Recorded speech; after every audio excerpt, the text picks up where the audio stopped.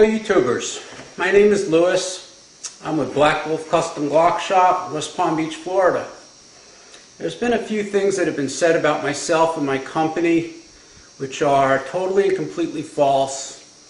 I did have one unsatisfied customer who said in the beginning he was very satisfied, calls me up a couple hours later. I forgot to give him the screws for his mosin. I told him that I would basically bring those screws to his home, and that was that. Next day I get a call, where's the screws for the mosin? Well, I didn't have time to actually bring them, so he got a little pissed off at that, and I told him I'd be back by either later on that day or the next day. Well, the next day came, later on that day came, and the next day came, obviously. And I just didn't have enough time, so there was only X amount of time in one day. So he started getting a little pissed off. He's like, well, you know, you poked a hole in my mosin barrel and all this other crap, and I want my mosin back. I want you to buy me a new mosin. And then when I told him basically, no, you knew that you had a hole in that mosin, and I know you know because you're a meticulous individual. I mean, he's got all kinds of guns just like I do laid out. And these are guns that I have done, that he's constantly cleaning and taking apart. I mean, he knew. I mean, when I gave him back the gun, he didn't even look down up the barrel, I mean, through the chamber, or look down with a light.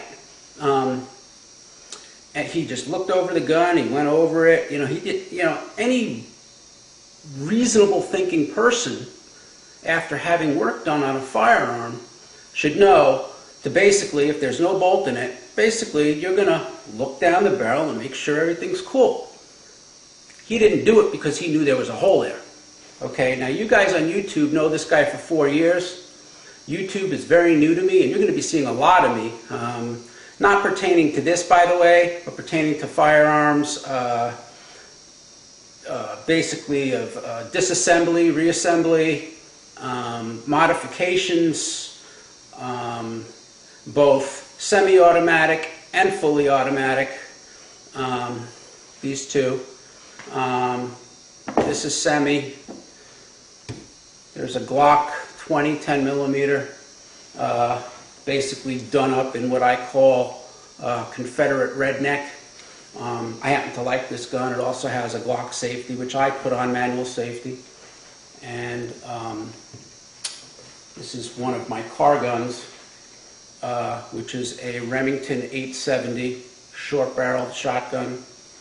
I do have a side saddle for it, but I just did this gun in basically skulls, and it came out really nice. But we'll get back to this stuff in a little bit. But I do want to read you something that I wrote out, because I want this to come out and people to know that they can feel comfortable ordering from me and getting their product, and nobody's going to be ripped off. I mean, that's ridiculous.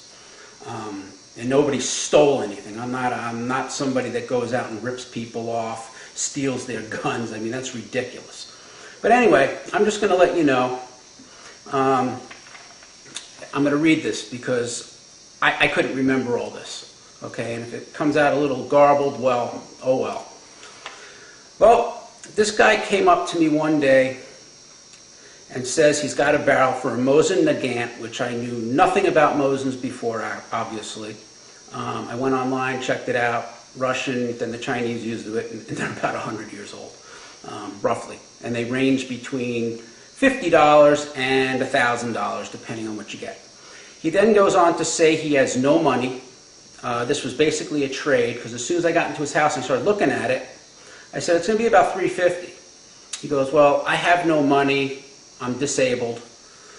And I'm looking at the guy like, you don't seem disabled to me. I said, what are you disabled from? He goes, I have extreme anxiety. Okay, well, I have extreme anxiety. I'm on a job that can get me killed quick, very quick. I do a very dangerous job besides this internet business. But that's something different. He says he has no money, but he'll trade an AR-15 for the work. Trust me, I thought the same exact thing everyone else is thinking right now. Why in the hell would this guy trade a mosin, $350 worth of work for an AR-15? Well, I'm going to tell you why. I thought the same thing everyone else did. I'm thinking, but when I saw the carbine, it was a used, no-brand type of an AR. I think on the receiver it said surplus something or other. It had no markings whatsoever. I told him I'd do it for the trade. By the way, there was never any talk on my part or his about adding an additional $350 to the deal. If there was, I would have walked away, see ya anyway, no hard feelings. I took the barrel and the AR. When I started to strip down the barrel, I noticed a hole in the bore. I know this guy knew it was there because he is meticulous with his few guns he owns.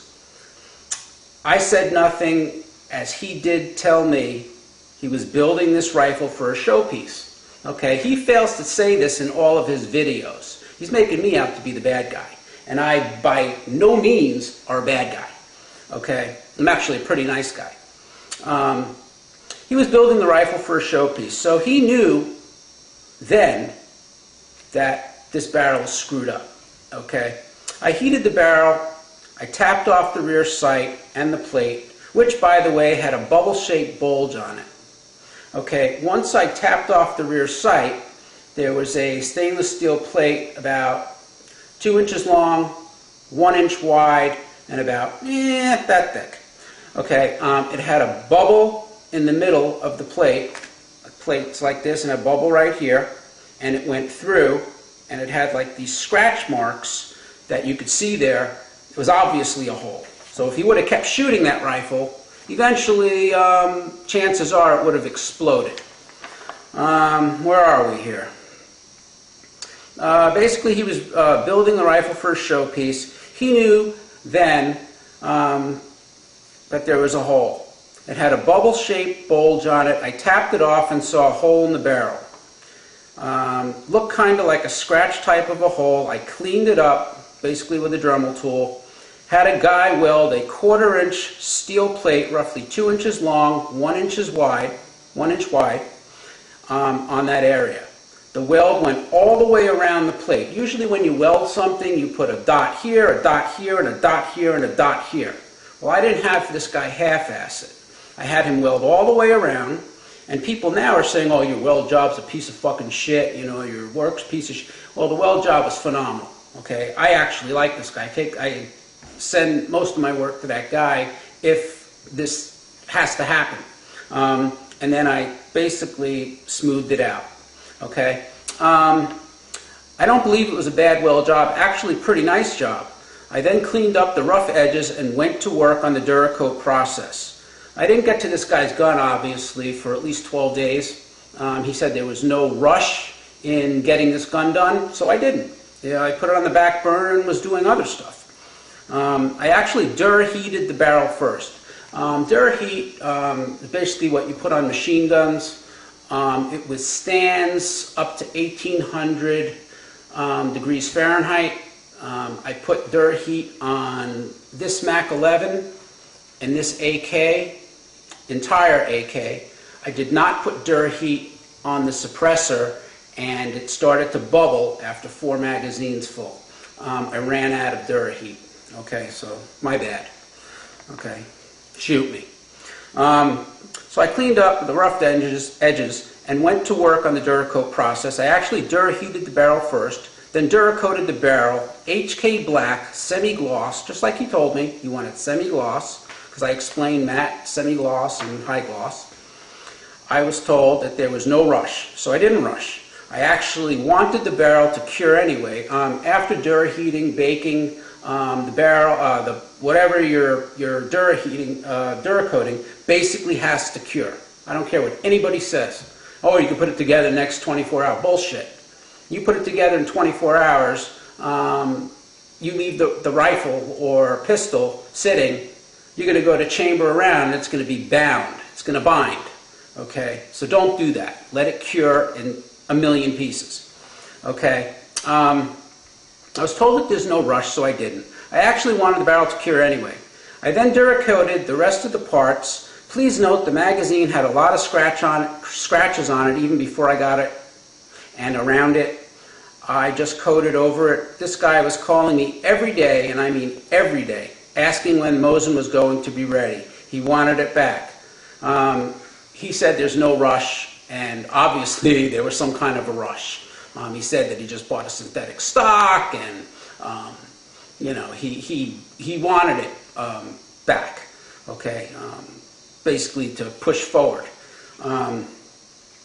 So one morning, about 3 days after coating the barrel, I returned the item back to him. This was about 8:30 in the morning, by the way. He was mesmerized by the nice finish and the beautiful plate I had welded on him, for him by another party, which is a guy that I had do my welding for me. He then went on to say that he really liked, where the hell are we here? That he really liked the job, but I forgot to drill and tap it. Now, okay, I forgot to drill and tap the gun. I said, I'll take it back, I'll drill and tap it, I'll put a Picatinny rail on. He goes, no, I have tools here, I'll do it. I said, fine. He declined and said he'd do it. 2 or 3 hours later, he called me and wanted to thank me for a nice job again, and he'd give my cards out to his friends, and he may have another gun or two for me to do. I said, cool. The next day, he calls me up, and he wants his screws. I forgot to give him the screws. You know, when I'm doing work, I put everything in a box, label it, who it's going to. I'd probably put the screws in another box. So I went looking for the screws. I said, I'll drop the screws off. 2 or 3 days basically went by, and I didn't bring the screws because I got busy doing whatever, whether it was this or working or whatever. I don't even remember anymore.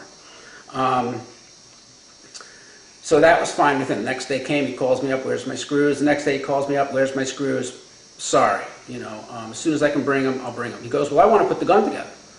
I said, look, Ed Crawford, you cannot put that gun together now for 2 weeks, at least, minimum.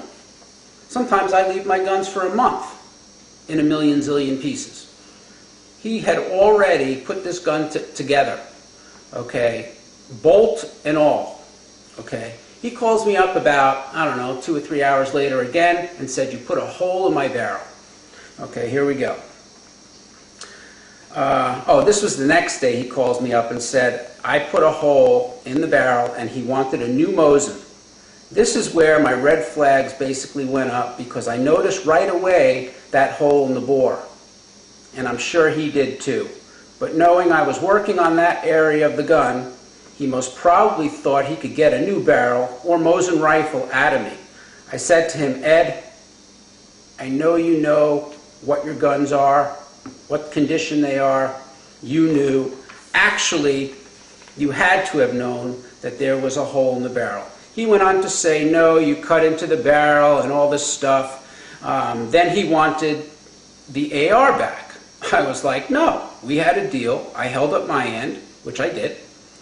And he was told, basically I held up my end, he hung up, and about 5 days later, a friend of mine said to go look on Glock Talk.